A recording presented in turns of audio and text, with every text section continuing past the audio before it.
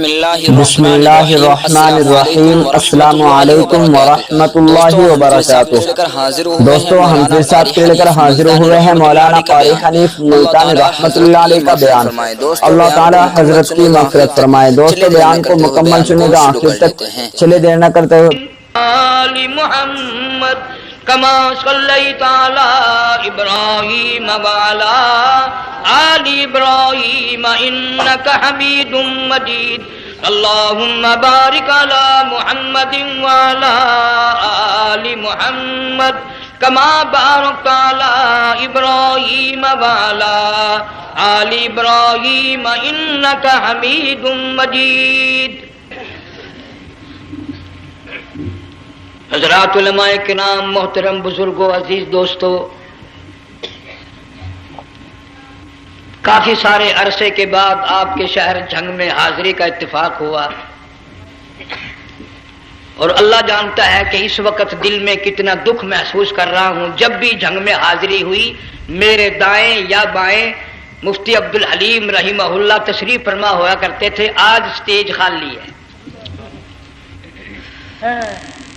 آج وہ اللہ والا ہم میں نہیں۔ حضور کریم صلی اللہ علیہ وسلم نے ارشاد فرمایا، علماء کا انتقال قیامت کا پیش خیمہ ہے۔ اللہ والوں کا دنیا سے اٹھ جانا گھنٹی ہے اس بات کی کہ قیامت آئی۔ پھر ایسا اللہ والا جو کبھی کسی کو لڑا کے راضی نہیں، کسی کو بھڑا کے راضی نہیں، پورے شہر کو ملا کر لے کے چلنے والا، اللہ اور اس کے رسول کریم صلی اللہ علیہ وسلم کے صحیح راستے پہ لوگوں کو گامزن کرنے والا، آخری دم تک اسی کوشش میں، اسی سعی میں اور اللہ اللہ کرنے میں اور کرانے میں ساری زندگی گزار دی۔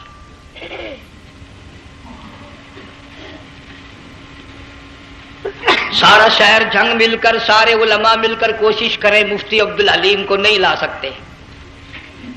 یہ خلا پورا ہونے والا نہیں۔ پھر ساتھ ساتھ مولانا صوفی محمد یار صاحب سب قید رحمہ اللہ، وہ بھی اس دنیا فانی سے رخصت فرما گئے۔ ایک اچھے خاصے طبقے کو وہ بھی داغ مفارقت دے گئے، اور قریب ہی کے زمانے میں سرگود شہر میں مفتی احمد سعید صاحب رحمہ اللہ وہ بھی رخصت ہو گئے۔ تو یقین جانو ان حضرات کا دنیا سے اٹھنا اس بات کی علامت ہے کہ ملک میں کچھ نہ کچھ ہونے والا ہے۔ جب آگ لگتی ہے، طوفان آتا ہے، بارش آتی ہے، عورت اپنے بچوں کو تلاش کرتی ہے، ادھر آ جاؤ، بارش آ گئی، آگ لگ گئی، اللہ پاک بھی اپنوں کو پہلے بلا رہا ہے، یہاں کچھ ہونے والا ہے، تم پہلے ہی آ جاؤ۔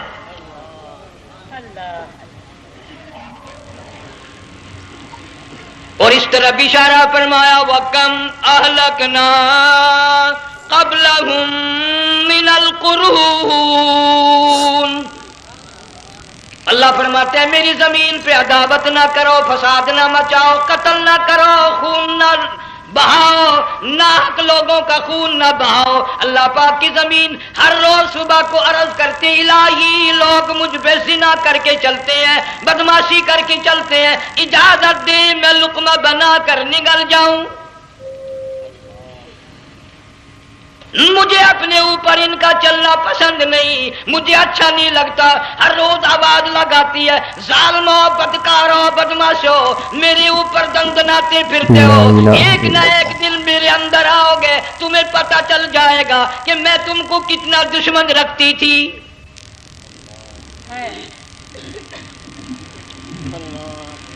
آج لوگ آزاد ہو گئے، جو کسی کی سمجھ میں آتا ہے وہی بکتا ہے، جو سمجھ میں آتا ہے وہی کرتا ہے، نہ کوئی راہ متعین رہی، نہ کوئی مسلک رہا، نہ کوئی بات رہی۔ جناب مدنی کریم صلی اللہ تعالی علیہ وسلم کا بڑا عظیم تر صحابی ہے، بہت بڑا جرنیل ہے، سیدنا معاذ بن جبل رضی اللہ تعالی عنہ، مدینے پاک میں بیمار ہے، آخری وقت ہے، دعا کرو اللہ ہم سب کو مدینے کی موت عطا فرمائے۔ بہت جلیل القدر صحابی ہے۔ علماء کرام نے لکھا ہے کہ جب موت کا وقت بالکل قریب آیا، معاذ بن جبل رضی اللہ تعالی عنہ نے رونا شروع کر دیا، رونے لگ گئے۔ علماء نے لکھا ہے اس وقت بھی مدینے پاک میں اب تک بھی یہ رواج ہے، جب کسی پہ نزع طاری ہو، سکرات طاری ہو، موت قریب ہو، جتنے پاس بیٹھے کھڑے ہوتے ہیں سارے اللہ کے قرآن کی تلاوت کرتے ہیں۔ صحابہ کرام آخری وقت میں قرآن مجید کی ہر وقت تلاوت کیا کرتے تھے، اس لیے حضور کریم صلی اللہ علیہ وسلم نے فرمایا قیامت کا دن ہوگا، اللہ پاک اعلان فرمائیں گے قرآن والے آگے آ جائیں۔ عرض کیا جائے گا قرآن والوں سے کون مراد ہے؟ حق تعالیٰ جل شانہ فرمائیں گے میں قرآن والا اس کو کہتا ہوں جو میرے قرآن سے عشق رکھتا تھا، پیار کرتا تھا، محبت کرتا تھا، اتنا پیار تھا آخری وقت تھا، ادھر موت کا جھٹکا لگا، ادھر میرا بندہ قرآن پڑھ رہا تھا، آج بھی اپنی قبر سے اٹھا میرا قرآن پڑھتا ہوا اٹھا، تم میدان حشر کا چکر لگاؤ، آج بھی ان کے منہ سے کستوری کی خوشبو آ رہی ہے۔ معاذ بن جبل رضی اللہ تعالیٰ عنہ قرآن مجید کی تلاوت فرماتے فرماتے رونے لگ گئے۔ کسی صحابی نے کہہ دیا موت سے ڈر کے رو رہے ہو، موت سے ڈر گئے؟ فرمایا نہیں۔ پھر کیوں روئے؟ صحابی کہتا ہے میرے دل کی تمنا میرے دل میں رہی، میری آرزو پوری نہ ہو سکی، میری حسرت پوری نہ ہوئی، میرا ذوق پورا نہ ہوا، میرا شوق پورا نہ ہوا۔ میری تمنا تھی گرمی کا موسم ہو، رمضان کا مہینہ ہو، میں روزہ دار ہوں، جہاد فی سبیل اللہ ہو، کفر اسلام کا مقابلہ ہو، میں کئی کافروں کو قتل کر دیتا، پھر کافر بھی اکٹھے ہو کر مجھ پہ ٹوٹ پڑتے، میرا ناک کاٹ لیتے، میری زبان کاٹ لیتے، میں اللہ کی حضور میں جاتا، اللہ مجھ سے پوچھتا معاذ دنیا سے کیا لایا؟ میں عرض کرتا الہی بولوں کیسے، زبان بھی تیری نام پہ کٹا کے آیا ہوں، اور روزہ رکھ کر آیا ہوں، نیت یہ ہے کہ تیرے محبوب کے حوض کوثر کے پانی سے روزہ افطار کروں گا۔ اللہ، ان اللہ والوں کی یہ موت تھی۔ مالک بن دینار رحمت اللہ علیہ ایک عجیب نوجوان کا واقعہ تحریر فرماتے ہیں۔ گرمی تھی، دوپہر تھی، سورج اپنی شباب پہ تھا، بڑی سخت گرمی تھی۔ میں نے ایک نوجوان کو دیکھا، وہ پیروں سے معذور ہے، دونوں پیر نہیں ہیں، ہاتھوں کے بل زمین پہ گھسٹ گھسٹ کے چل رہا ہے، اور گلے میں کرتا بھی نہیں، سامان کوئی نہیں، سواری کوئی نہیں، کھانے پینے کا انتظام کوئی نہیں۔ مالک بن دینار رحمت اللہ علیہ فرماتے ہیں میں نے اس نوجوان سے پوچھا کہ تو کہاں سے چلا اس حالت میں؟ کہنے لگا میں بلخ بخارے سے چلا ہوں۔ تجھے یوں ہی ہاتھوں کے بل گھسٹتے چلتے کتنا عرصہ گزر گیا؟ نوجوان کہنے لگا اللہ والے 7 برس ختم ہو کر 8واں لگ چکا ہے، اس حالت میں کہ جی ہاں اسی حالت میں تیرا کھانا پینا۔ جوان کہنے لگا والذی ہوا یطعمنی ویسقین وَإِذَا مَرِضْتُ فَهُوَ يَشْفِينِ، اللہ ہی کھلاتا ہے وہی پلاتا ہے، بیمار ہو جاتا ہوں وہی تندرستی عطا کرتا ہے۔ اور نوجوان دوپہر بڑی سخت ہے، گرمی بڑی سخت ہے، میرے یہاں دوپہر کو آرام کر لے، قیام کر لے، کچھ دیر ٹھہر جا، آج میرے یہاں قیام کر لے۔ نوجوان رونے لگا اور کہنے لگا مالک بن دینار یہ 2-4 منٹ جو تیری ساتھ باتوں میں میرے خرچ ہو گئے، مجھے ان کا ہی بڑا دکھ ہے، میں اور اپنی اس معذوری میں ہاتھوں کے بل 2-4 گز گھسٹ کر اور اپنے رب کے قریب ہو جاتا۔ یہ جو تیری ساتھ بات کرنے میں تھوڑا سا وقت خرچ ہو گیا، مجھے اس کا ہی بڑا دکھ ہے۔ ارے تو تھک گیا ہوگا۔ جوان کہتا ہے تیرے دیوانے مگر چلنے سے رک سکتے نہیں، تیرے دیوانے مگر چلنے سے رک سکتے نہیں، پاؤں تھک جاتے ہیں دل ان کے کبھی تھکتے نہیں۔ میرے سامنے تھکنے کا نام نہ لو، میرے دل میں عشق کی آگ جلی ہوئی ہے، سوز و گداز کا سمندر طوفان برپا کر رہا ہے، میں نہیں تھکنا جانتا، میرے یہاں نیند کا سوال نہیں، آرام کا سوال نہیں، میں تو گھسٹ گھسٹ کر رب کے دربار میں حاضر ہوا چاہتا ہوں۔ پوچھا کہ جا کہاں رہے ہو؟ کہنے لگا بیت اللہ کی زیارت کے لیے چلا، روزے رسول اللہ صلی اللہ علیہ وسلم کی زیارت کے لیے چلا۔ کھانا پینا کچھ نہیں کہ نہیں، بس کہ منتظر ہوں اس گھڑی کا کہ کب وہ وقت آئے اور کب نہ جا کر یوں کہوں کہ اے مدینے کی مہاجر سبز گنبد کے مکی، اے مدینے کے مہاجر سبز گنبد کی مکی، عرش ہے تیرے قدم کے فیض سے یہ سرزمین۔ کب وہ وقت آئے، کب میں مدینے کی گلیوں کو دیکھوں، کب آب و ہوا کو دیکھوں، کب مدینے کی بہاروں کو دیکھوں، کب گنبد خضرا پہ میری نگاہ پڑے، میرے دل کی تسلی ہو جائے۔ عاشق لوگ یوں ہی کیا کرتے ہیں۔ دیہات کی ایک عورت آئی رسول اکرم صلی اللہ علیہ وسلم کی وفات شریف کے بعد اور آ کے کہنے لگی بہن عائشہ رضی اللہ تعالیٰ عنہا، میں نے سنا ہے سرکار کی وفات شریف ہو گئی، کیا کہاں دفن کیا کہ اس حجرے میں؟ کہنے لگی مجھے دروازہ کھول کر قبر کی زیارت تو کرا دے۔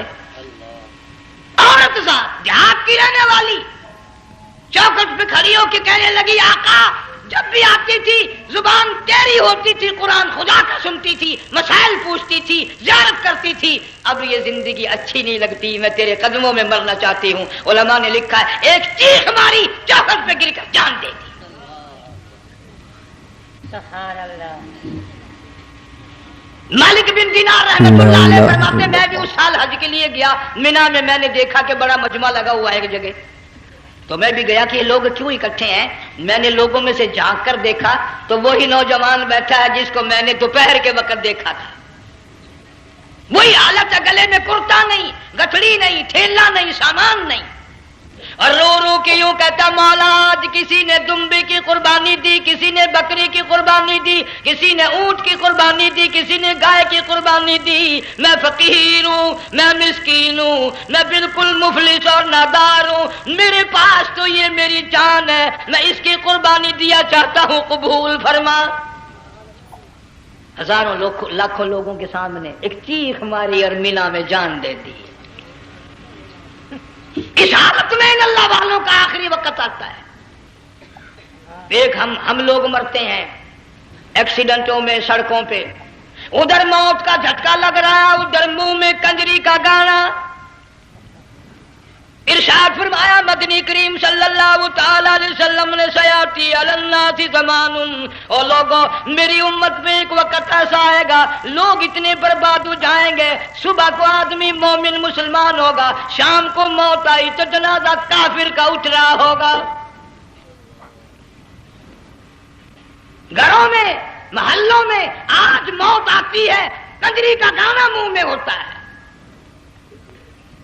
ادھر دم نکل رہا ہے، ادھر کنجری کا گانا کانوں میں آواز آ رہی ہے، میت کو غسل دیا جا رہا ہے، کنجری کی آواز آ رہی ہے، جنازہ اٹھا کر لے جا رہے ہیں، کنجری کی آواز آ رہی ہے، قبر میں میت اتاری جا رہی ہے، کنجری کی آواز آ رہی ہے، قبر پہ مٹی ڈالی جا رہی ہے، کنجری کی آواز آ رہی ہے۔ اس ماحول میں، اس معاشرے میں ہم کس طرح ایمان اور یقین اور ایمان ساتھ لے کر مریں گے؟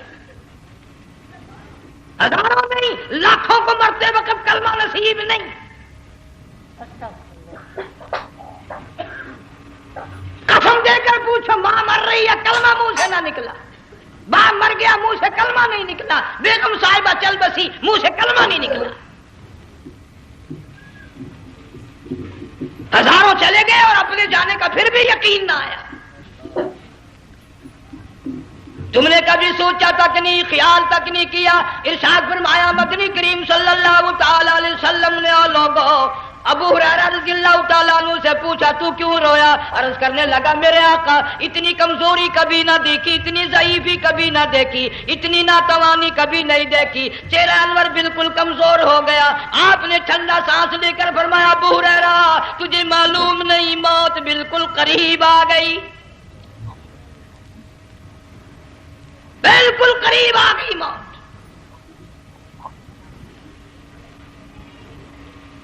تیری ایک انگلی پکڑ کر اگر کوئی مروڑ دے کتنا دکھ ہوگا، درد ہوگا، ہائے ہائے ہائے۔ جنگ والوں کبھی تم نے سوچا نہیں 360 رگیں ٹوٹیں گی کیا حال بنے گا، اعضاء چھوٹیں گے، سر کے بالوں سے لے کر پیروں کے ناخنوں تک ہر جوڑ کو توڑ کے رکھ دیا جائے گا، وزیروں، سفیروں، امیروں، حسینوں، جمیلوں تمام کے جوڑوں کو کو اکھاڑ کے رکھ دیا جاتا ہے۔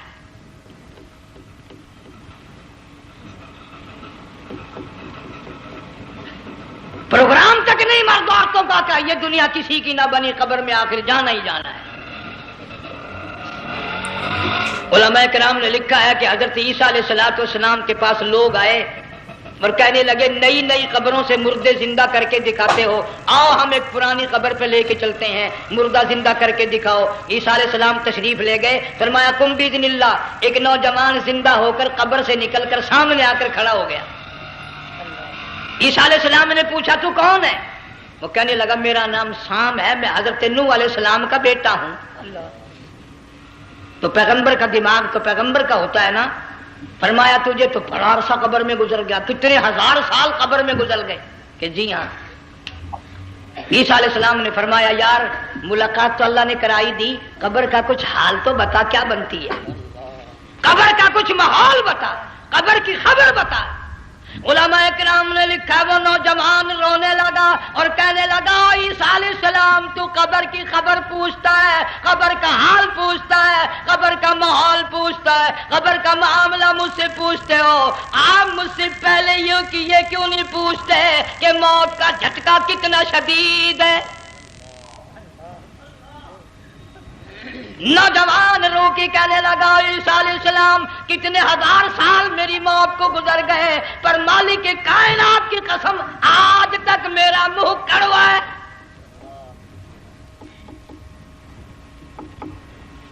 اس لیے جنگ والوں لمبی چوڑی بات کہنے کا وقت نہیں، حالات نہیں، میں تو تمہیں اتنا سا پیغام دینے آیا۔ کھانے پینے کا زمانہ ہے، میں جانتا ہوں تم کیلے کھاتے ہو، تمہیں کیلے کا ذائقہ معلوم ہے، امرود کا ذائقہ تم کو معلوم ہے، انار کا ذائقہ تمہیں معلوم ہے، انگور کا ذائقہ معلوم ہے، انناس کا ذائقہ معلوم ہے، آم کا ذائقہ معلوم ہے، ہزاروں پھلوں کے ذائقے تمہیں معلوم ہے، ہزاروں مٹھائیوں کے ذائقے تمہیں معلوم ہے، ہزاروں بیکری کی چیزوں کے ذائقے تمہیں معلوم ہے، ہزاروں شربتوں کے ذائقے معلوم ہے، پر تم نے جنگ والوں کبھی بھی قبرستان میں جا کر قبر والوں سے یہ نہیں پوچھا او قبر والوں ذرا بتاؤ تو صحیح موت کا ذائقہ کیسا ہے؟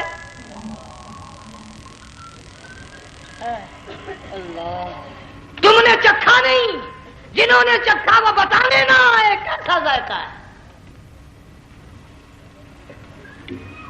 اس لیے قرآن کہتا کلا اذا بلغت التراقی وقیل من راق وظن انه الفراق والتفت الساق بالساق الى ربك يومئذ المساق۔ بادشاہ ہو، امیر ہو، وزیر ہو، فقیر ہو، غریب ہو، رگیں ٹوٹیں گی، موت آئے گی، اور جس کی آئی تمہیں معلوم نہیں کس طرح آئی، کس حال میں آئی۔ جن کے دلوں میں ان باتوں کا خیال آیا خدا کی قسم صحابہ کرام میں سے اتنے رویا کرتے تھے آنکھیں ختم ہو گئی۔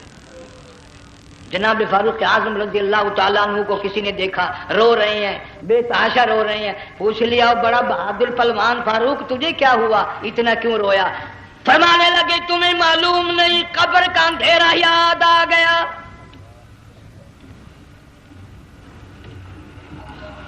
لا الہ الا اللہ۔ 1,29,000 صحابہ کرام اس آخرت کے لیے قربانیاں دیتے آئے، اولاد کی قربانی دی، مال کی قربانی دی، جان کی قربانی دی، جو کرنا پڑا وہ کر گزرے، لیکن محمد عربی صلی اللہ علیہ وسلم کا دامن نہ چھوڑا۔ اسی لیے ہر سال اللہ پاک جل شانہ نے اس امت کو یہ موقع دیا کہ سنت خلیل پہ عمل کرتے کرتے قربانیوں کی یاد تازہ ہو جائے، قربانیوں کی یاد تازہ ہو جائے۔ قرآن کریم میں جا بجا ابراہیم علیہ السلام کا اللہ پاک نے ذکر خیر فرمایا، یوں فرمایا ہم نے ان کے بڑے امتحان کیے، بڑی آزمائش کی، وہ ساروں میں کامیاب ہوئے۔ تم ہر وقت اللہ سے یہ دعا کیا کرو اللہ ہمیں امتحان میں نہ ڈالے، آزمائش میں نہ ڈالے، ہم امتحان کے قابل نہیں۔ یہ ہمارے جو امتحان ہوتے ہیں ان میں نقل ماری جاتی ہے، تو اللہ امتحان لے گا تو نقل کیسے ماریں گے، کیسے کام چلے گا؟ جناب ابراہیم علیہ السلام کو اللہ پاک نے ہزاروں امتحان میں مبتلا کیا، ہزاروں آزمائشیں کی، فَأَتَمَّهُنَّ سب میں کامیاب گیا، سب میں پاس نکلا۔ ایک آزمائش ایسی بھی آئی اللہ کی توحید کی وجہ سے، شرک کو مٹانے کی وجہ سے ابراہیم علیہ السلام کا سارا مصر فلسطین دشمن بن گیا، حضرت سارہ کو ساتھ لے کر چل دیے، ایک بیوی ساتھ ہے، اکیلا دم ہے۔ یہاں تو لوگ محلوں میں شہروں میں کہتے ہیں جی میں اکیلا ہی ہوں، میں کیا کروں؟ اگر خلیل کہتا کہ میں اکیلا ہوں تو آج قرآن میں اس کا ذکر خیر کیسے ہوتا؟ پرواہ نہ کی، وہ کہتا میرے لیے میرا اللہ کافی ہے۔ کون کہتا ہے میں اکیلا ہوں؟ میری ساتھ تو اللہ ہے۔ مصر سے گزرنے لگے، بادشاہ کے ملازموں نے بادشاہ کو جا کے بتایا بڑی خوبصورت عورت گزر رہی ہے تیرے حلقے سے، بہت بڑی خوبصورت عورت ہے۔ کہ ملازم پکڑ کے لے کے چلے تو عورت ذات حضرت سارہ رونے لگ گئی، خلیل میرا کیا بنے گا؟ پیغمبر کو اللہ کی ذات پر بڑا یقین ہوتا ہے، فرمایا پرواہ نہ کر، میری آبرو میرے مولا کی آبرو ہے، چاہے جہاں چلی جا میری عزت کی حفاظت میرا اللہ کرے گا۔ فرمایا واللہ خیر حافظا وہو ارحم الراحمین،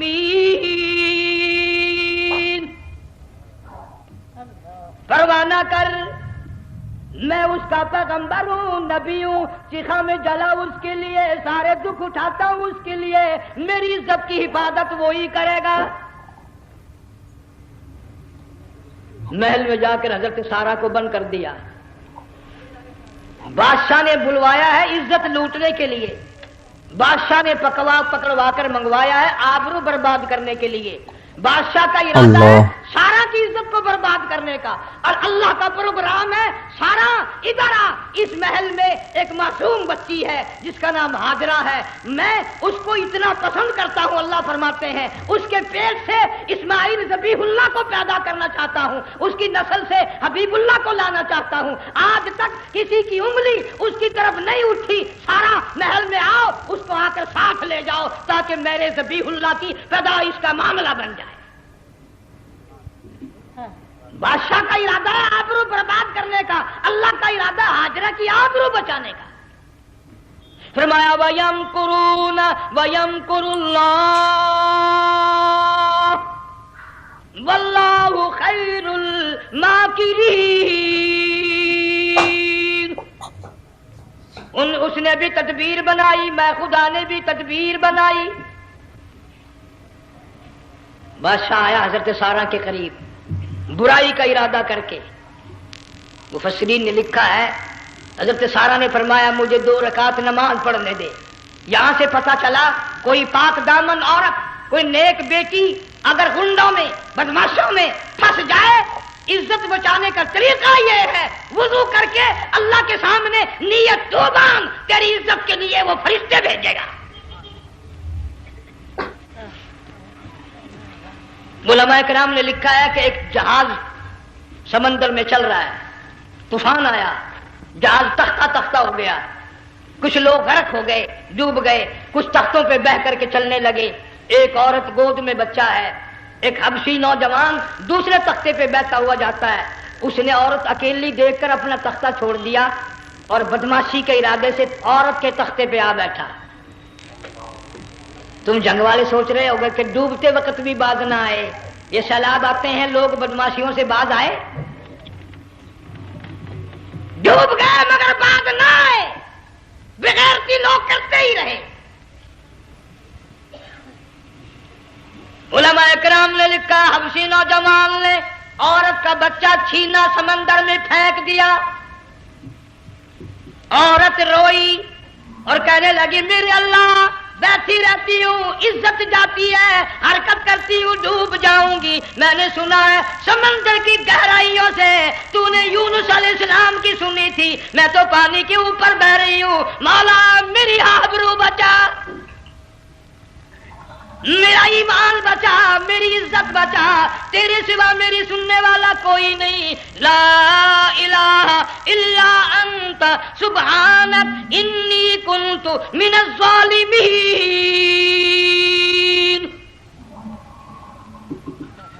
علماء نے لکھا ہے کہ ایک گردن سی نمودار ہوئی پانی میں سے اور حبشی نوجوان کو ایک ہی لقمہ بنا کر لے گئی. وہ تو ہر جگہ سنتا ہے، پکارنے والا بے بس بے کس ہو کر جب اس کو پکارتا ہے وہ ہر جگہ انداز پہنچاتا ہے، وہ ہے جو موجود ہر جگہ. عورت بہتی بہتی کنارے جا لگی، ایک جہاز قریب آیا، دوپٹے کا اشارہ کر کے اس کو بلایا. جہاز میں جب سوار ہوئی تو دیکھتی کیا ہے، ایک نوجوان کی گود میں اس کا وہ بچہ جو سمندر میں پھینک دیا تھا بیٹھا ہوا کھیل رہا ہے. ٹوٹ پڑی میرا بچہ ہے. لوگوں نے کہا تیرا کہاں سے آیا؟ ماجرا سنایا. اس طرح ہوا. جہاز کے کپتان نے کہا ہم جہاز لے کر آ رہے تھے، غیب سے آواز آئی جہاز ادھر کو لے آؤ ورنہ ڈبو دیے جاؤ گے. ہم جب جہاز وہاں لے کر پہنچے تو دیکھتے کیا ہے کہ ایک جانور کی پیٹھ پہ یہ بچہ بیٹھا ہوا کھیل رہا تھا. عزت بھی بچی، ایمان بھی بچا، بچہ بھی بچا. اور کوئی بچانے کے لیے تدبیر کرے جبھی نا. حضرت سارا نے نماز پڑھ کر بددعا کر دی. بادشاہ کے سارے بدن میں درد ہونے لگا. پیغمبر کا سارا گھر بڑا قریب ہوتا ہے. جب اس کو درد نے ستایا نا، کہنے لگا میں وعدہ کرتا ہوں تجھے کچھ نہیں کہوں گا، میرے لیے دعا کر دے. اب اگر کوئی جنگ کا ہوتا یا میں ہوتا کہتا دفع ہو، تیرے واسطے دعا کا دی. لیکن حضرت سارا نے پھر جولی پھیلا دی، مولا وعدہ کرتا ہے، بدماشی سے توبہ کرتا ہے، اس کو تندرستی عطا فرما دے. اللہ نے تندرستی عطا کر دی. وہ پھر کہنے لگا لو ایسی حسین عورت کب ہاتھ آئے گی، پھر برائی کے لیے تیار ہو گئے. یہاں سے پتہ چلا کہ یہ جو گنڈے بدماش ہوتے ہیں ان کی قسم کا بھی کوئی یقین نہیں. اگلے دن ایک آدمی نے قسم کھائی تو اس کے خلاف کرنے لگا. لوگ کہنے لگے کہ تو نے قسم کھائی تھی، قرآن اٹھایا تھا. اب کہ کیا تھی گیا بل ڈٹھی ہوئی مسجد سی، پاٹیا ہوا قرآن سی. اگر ڈٹھی ہوئی مسجد سی تو پاٹیا قرآن سی. قرآن کے نام پورا سی جڑا میں چاہیا. مگر اسے یہ معلوم نہیں کہ تو نے تو پاڑیا قرآن اٹھایا، ڈٹھی ہوئی مسجد میں اٹھایا. خدا کا جب غضب آئے گا تو وہ ادھورا نہیں آئے گا، وہ ادھورا نہیں آیا کرتا. 3 مرتبہ اس بادشاہ نے حضرت سارا کے ساتھ ایسا کرنے کا ارادہ کیا. پھر دعا ہوئی، پھر بد دعا ہوئی، پھر دعا ہوئی، پھر بد دعا ہوئی. آخر کار کہنے لگا اپنے ملازموں کو کہ وہ بدماش ہو، عورت کے روپ میں کسی بلا کو پکڑ کے لائے ہو، کسی جن بھوت کو لے آئے ہو. اور کہنے لگا تو چلی میرے محل سے جلدی چلی جا. اور جاتی جاتی وہ کہا کہ یہ تیری خدمت کیا کرے گی، یہ بچی میرے محل میں ہے، اس کو ساتھ لے جا. حضرت سارا کو ہاجرہ کو ساتھ کر دیا. سیانی ہو گئی، حضرت ابراہیم علیہ السلام سے نکاح کر دیا. اسماعیل علیہ السلام پیدا ہو گئے. اللہ میاں جب حضرت ابراہیم علیہ السلام چومتے ہیں، چاٹتے ہیں، ماتھے پہ بوسے دیتے ہیں، اٹھاتے ہیں. پیغمبر کا بیٹا، خود بھی نبی اور عالم میں آنے والا نبی، کالی کملی والا صلی اللہ علیہ وسلم، کتنا حسین چہرہ ہوگا. اللہ میاں نے پھر آزما لیا. حکم دیا کہ اس ہاجرہ کو، اسماعیل کو، دونوں ماں بیٹوں کو وہاں چھوڑ کے آ جہاں سینکڑوں میل میں پانی کوئی نہیں، آدمی کوئی نہیں، رستہ کوئی نہیں، گھاس کوئی نہیں، پتا کوئی نہیں. جہاں بیت اللہ ہے یہاں کے بارے میں حکم دیا، چھوڑ کے آ. اور اگر آپ کو نیند نہیں آئی تو مزہ آئے گا. اللہ نے یہ فرما دیا، بتانا نہیں ہے کہ میں نے حکم دیا ہے. خدا حافظ نبی نہیں کہتا اپنی بیوی کو. آج لوگ ہر بات میں کہہ دیتے ہیں ہمارے پیروں کو پتا کل کو کیا ہوگا، ہمارے فقیروں کو پتا ہے پرسوں کیا ہوگا. اور بڑی مدت کی بات ہے، یہی موسم تھا، چماسا گرمی تھی. انارکلی لاہور سے ہم کئی ساتھی گزر رہے تھے. فٹ پاتھ پہ بیٹھا ہے ایک ملنگ، چاروں طرف لوگ کھڑے، بڑا مجمع. کافی دنوں کی تو بات ہو گئی. ہاتھوں کی لکیر دیکھ کر لوگوں کی تقدیر بتا رہا تھا. کسی کو کہتا تھا تجھے بڑی اونچی پوسٹ ملے گی، کسی کو کہتا تھا تیری شادی بڑی فرسٹ کلاس لیڈی سے ہوگی. وہ بابو تو کوڈا ہی ہو جاتا تھا، لیڈیوں پہ بڑے مرائیے لیڈے. کوئی کام نہیں، رات دن بس لیڈیوں کے پیچھے ہی پھرنا ہے.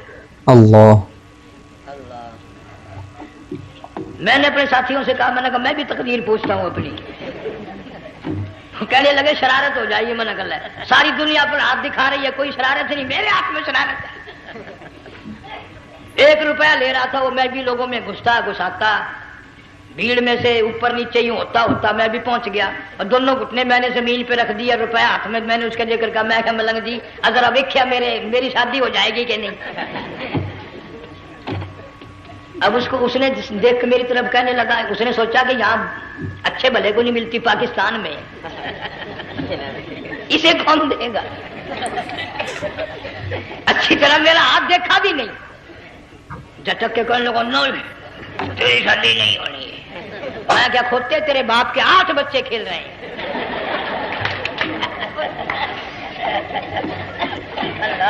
یوں ہی عقیدے بگڑ جاتے ہیں لوگ۔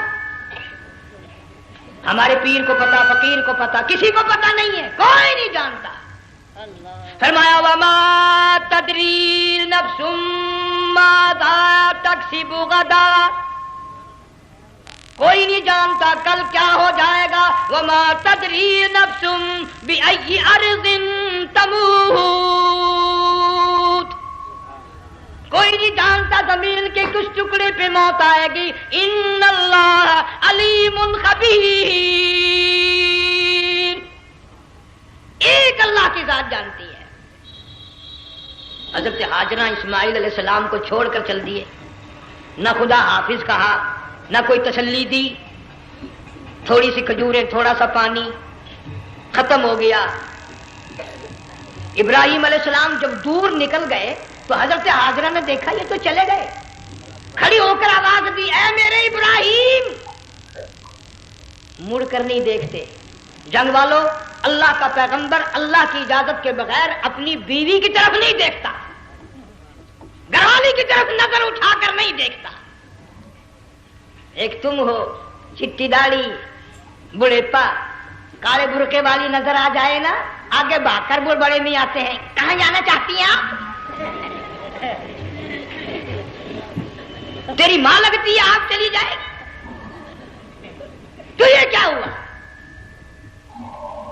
یہ کالے برقعے پہ مرتے مرتے مرتے مرتے مری گئے۔ ایسا عجیب تماشا۔ وہ لاہور پلیٹ فارم پر پھر رہی تھی نا ایک لیڈی برقع اوڑے، آ گیا ایک لیڈا،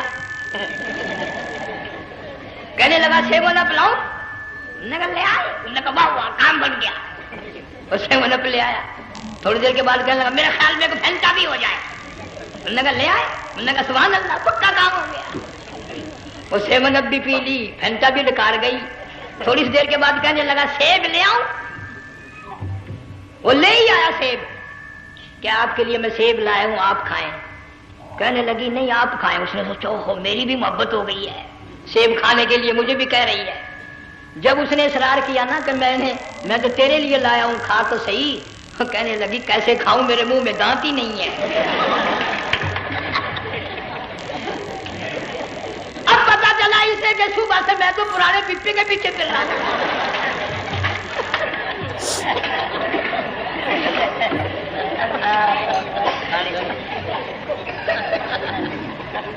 صرف برقع دیکھا چل دی۔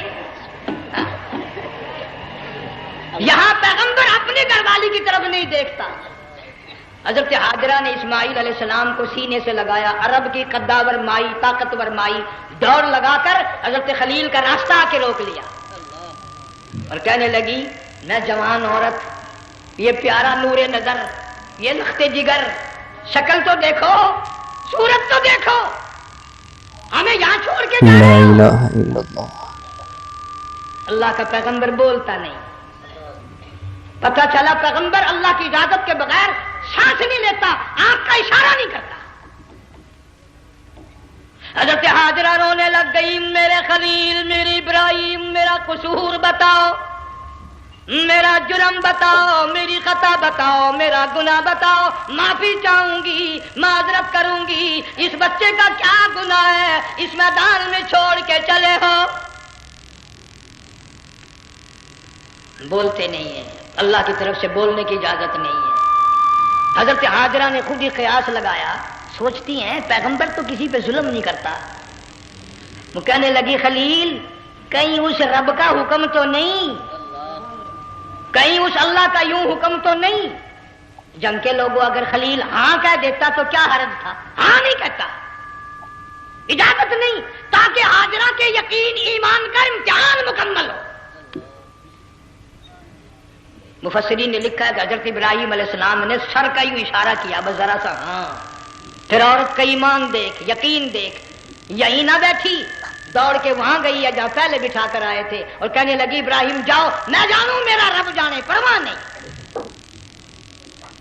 راتیں آتی ہیں چلی جاتی ہیں، دن آتے ہیں گزر جاتے ہیں، تھوڑی سی کھجوریں تھی وہ ختم ہو گئی، پانی ختم ہو گیا، بھوک اور پیاس نے بے چین کر دیا۔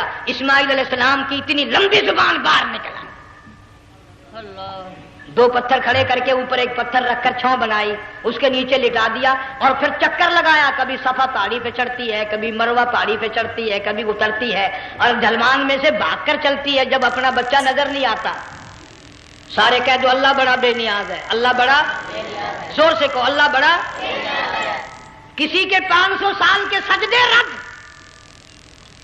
کسی کی ہزاروں سخاوت صدقات رد، کسی کی چال منظور، کسی کی رفتار منظور، کسی کی ٹور منظور۔ اور یوں فرمایا ہاجرہ میری رحمت کی تلاش میں آج جو تو نے دوڑ لگائی ہے، یہ تیری چال ڈال رفتار ٹور ہمیں اتنی پسند آ گئی، اتنی پسند آ گئی کہ آج کے بعد خلیل اللہ کیوں نہ ہو، ذبیح اللہ کیوں نہ ہو، کلیم اللہ کیوں نہ ہو، روح اللہ کیوں نہ ہو، حبیب اللہ کیوں نہ ہو، صحابہ کرام کیوں نہ ہو، قطب ابدال غوث کیوں نہ ہو، میری ہاجرہ مجھے اپنی کبریائی کی قسم جب تک وہ تیری چال چل کے نہ دکھائے گی حاجی کا لانے کا حقدار نہیں ہو سکتا، تیری رفتار اسے چلنی پڑے گی۔ فرمایا ان الصفا والمروہ من شعائر اللہ فمن حج البیت او اعتمر فلا جناح علیہ ان یطوف بہما ومن تطوع خیرا فإن اللہ شاکر علیم۔ اللہ 7ویں چکر میں آواز سی آئی، اب رو پڑی حضرت ہاجرہ، کہنے لگی میرا بچہ اگر چل بسا میں پھر کیا کروں گی؟ سن لی میں نے آواز۔ آپ کی کیا دیکھتی ہے؟ اسماعیل علیہ السلام کی نرم و نازک ایڑیاں جس زمین پہ رگڑی گئی تھی وہاں سے چشمہ جاری کر دیا۔ حضرت ہاجرہ نے پی لیا، بھوک بھی ختم ہو گئی، پیاس بھی ختم ہو گئی، بچے کو بھی پلایا۔ اللہ تعالیٰ نے خانہ کعبہ کی بنیاد ڈال دی، ایسے گھر کی بنیاد ڈالی۔ حضور صلی اللہ علیہ وسلم فرماتے ہیں 500 سال کی عبادت ایک طرف اور بیت اللہ پہ ایک نگاہ یوں ڈالنا ایک طرف، 500 سال کی عبادت کا وہ ثواب نہیں جو ایک نظر خانہ کعبہ پہ ڈالنے کا ثواب ہے۔ اور اللہ پاک یوں فرماتے ہیں کہ جو آنے والا حجر اسود کو بوسہ دیتا ہے، اللہ پاک یوں فرماتے ہیں میں سمجھتا ہوں میرا سجا ہاتھ پکڑ کر میرے بندے نے چوم لیا۔ جو غلاف کعبہ کو پکڑ کر مانگتا ہے، اللہ فرماتے ہیں میں یہ سمجھتا ہوں میرا دامن پکڑ کے مانگ لیا۔ جو مقام ملتزم پہ لپٹ کے مانگتا ہے، اللہ فرماتے ہیں میں سمجھتا ہوں میری چوکھٹ پہ پڑھ کے مانگ لیا۔ اور فرمایا لوگوں یہ جو آنے والے آئے ہیں یہ رشتہ داروں کے مہمان نہیں، عزیزوں کے مہمان نہیں، دوستوں کے مہمان نہیں، میں خدا میزبان ہوں، یہ میرے مہمان ہیں۔ آج ان کی دعاؤں پہ آمین کہو، فرشتوں کو حکم ہوتا ہے ان سے مصافحہ کرو، مگر اللہ تعالیٰ سب کو توفیق دے کہ حج مکمل کر کے آئیں اور سب کا حج قبول فرمائے۔ میرے علاقے میں کئی سالوں کی بات ہے پرانی، جب کوئی حاجی تھا، ایک آدمی حج کر کے آیا، میں دوپہر کو اس کو ملنے گیا تو زور کی نماز کا وقت آیا، میں اٹھ کے چلا گیا نماز پڑھنے، پھر عصر کی نماز کا وقت آیا، میں اٹھا اور نماز پڑھ کے آ گیا۔ میں نے اس حاجی کے لڑکے سے پوچھا، میں نے کہا حاجی صاحب نے نماز یہیں پڑھی؟ تو کہنے لگا جی ابھی شروع نہیں کی، سفر کے تھکے ہوئے ہیں نا، 2-4 دن کے بعد شروع کریں گے۔ شکر ہے پہلے لوگ جھوٹ نہیں بولا کرتے تھے، ہاں آج کل کا ہوتا ہے نا تو وہ کہہ دیتا ہے جی یہ تو کئی وقت کی کتھی پڑھ کر بیٹھے ہیں۔ تو پھر مولوی تھا نا، میں بیٹھ گیا حاجی کے پاس، باتوں میں اس کو لے آیا، یہی میں نے کہا حاجی صاحب نماز نہیں پڑھی؟ کہنے لگا آپ ہی لوگوں سے سنا ہے کہ بیت اللہ میں جو ایک نماز پڑھے 1,00,000 کا ثواب ملتا ہے، مسجد نبی میں جو ایک نماز پڑھے 50,000 کا ثواب ملتا ہے، 4 مہینے پڑھ کے آیا، وہ حساب لگا لو۔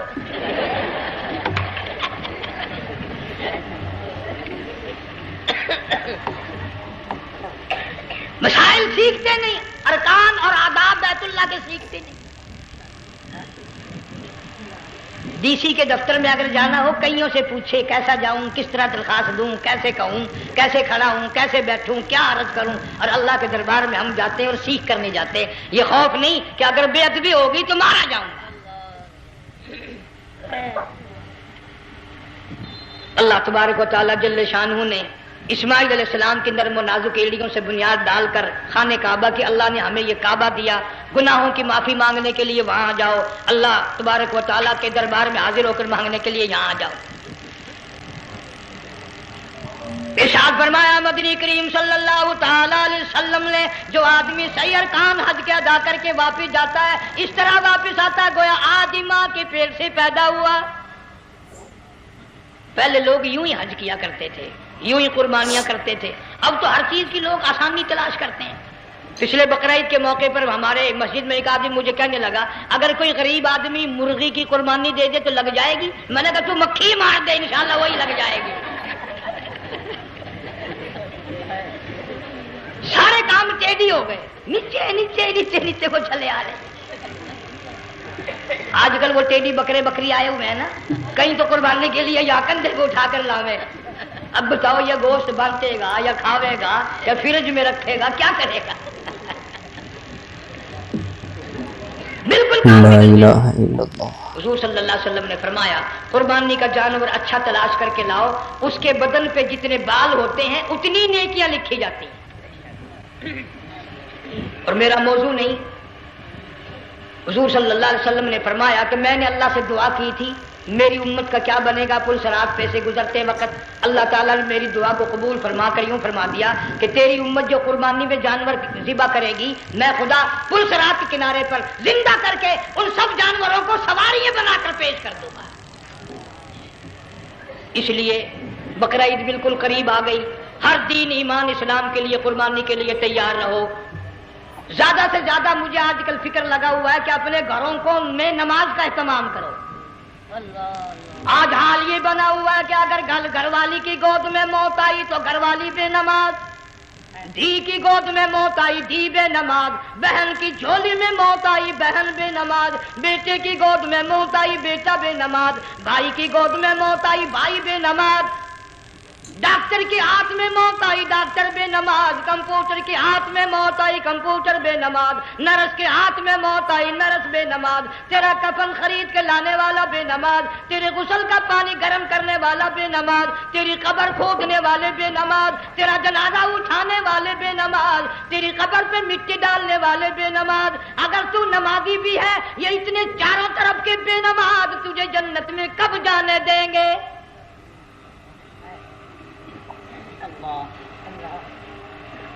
اس بچی کا فکر کیوں نہیں کرتا؟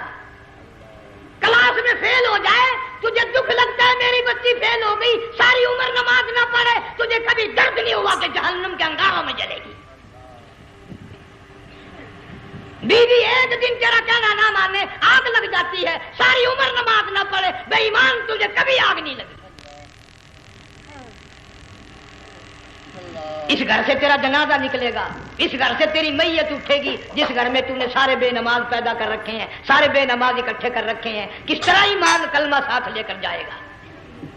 اس لیے اپنے ماحول میں اپنے گھر میں بچیوں کو بہنوں کو پیار سے محبت سے بڑے عقیدت سے ان کو نمازی بنا، تاکہ مرنے کے بعد جب تیرا جو بیٹی بہن منہ دیکھنے آئے تو نمازی تو تیرا منہ دیکھنے آئے، تیرا منہ دیکھنے بھی سارے بے نمازی آئے، تجھے کیا فائدہ ہوگا؟ اللہ سبحانہ و تعالی ہم سب کو ہمارے گھر کے ماحول کو نمازی بنائے۔ مفتی صاحب اس دنیا فانی سے رخصت ہو گئے، تشریف لے گئے، جان سارا بے وارثہ ہو گیا۔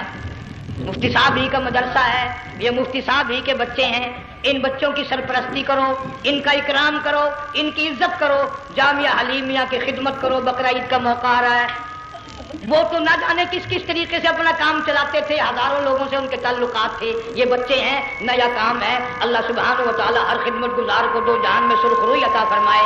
بڑی اچھی اچھی کیسٹیں آپ کو یہاں سامنے سے ملیں گی اپنے گھر کا ماحول بنانے کے لیے۔ پیغمبر کی دعا سے پہلے نہ اٹھا کرو بھائی، ہائے ہائے کوئی دنیا کا دین کا جس کو کوئی اللہ سے حاجت ہو بیٹھ جائے ایک منٹ کے لیے، درود شریف پڑھ کے دعا مانگو، اللہم صلی وسلم وبارک علی سیدنا و مولانا محمد وعلی آل سیدنا و مولانا محمد وبارک وسلم۔ یا اللہ قبلہ مفتی صاحب رحمہ اللہ کی قبر کو جنت کا باغ بنا، اللہ تعالیٰ ان کے گھر والوں کو صبر جمیل کی توفیق عطا فرما، اللہ پاک ان کی آل اولاد کو مفتی صاحب کا جانشین صحیح معنوں میں جانشین بنا، اس مدرسے کو آباد فرما، اللہ تعالیٰ سارے جنگ کی سرپرستی فرما، سارے شہر کو آباد فرما، ہر شر سے ہر فتنے سے سب کی حفاظت فرما، یا اللہ